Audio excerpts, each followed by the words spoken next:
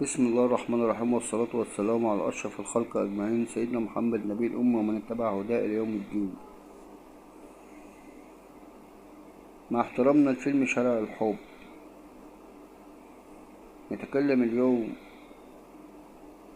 عن شارع الجبلاية. هو نفس اسم شارع الحب، تشابه كبير بين شارع الجبلاية وفيلم شارع الحب. فيلم شارع الحب تتكافر الجهود داخل الفيلم لنجاح المطرب الشاب، ولكن شارع الجبلاية تتضافر كل الجهود لنجاح نادي الزمالك. كل الجهود السعي والمضي قدما في نجاحه هذا النادي.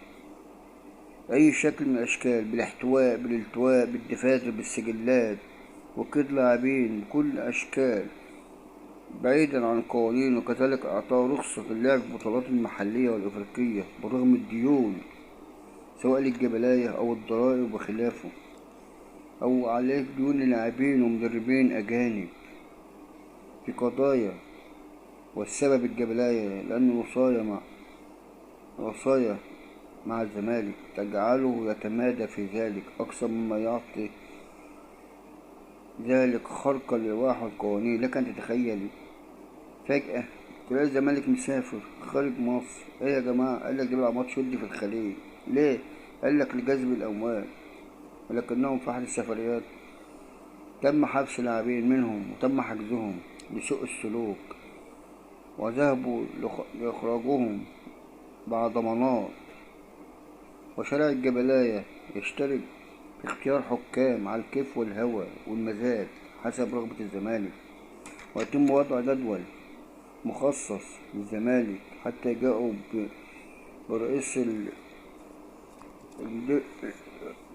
لواحد في الرابطة اسمه طه زملكاوي يفعل ما شاء من قرارات بكل شيء على هوى الزمالك وحسب طلب الزمالك. عندما طلب الأهلي لاعب أجنبي قبل بطولة كأس العالم للأندية في أمريكا بإضافة لاعب أجنبي للقائمة، اجتمع الجبلاية واعترض الزمالك على ذلك، وقال لك هذا خرق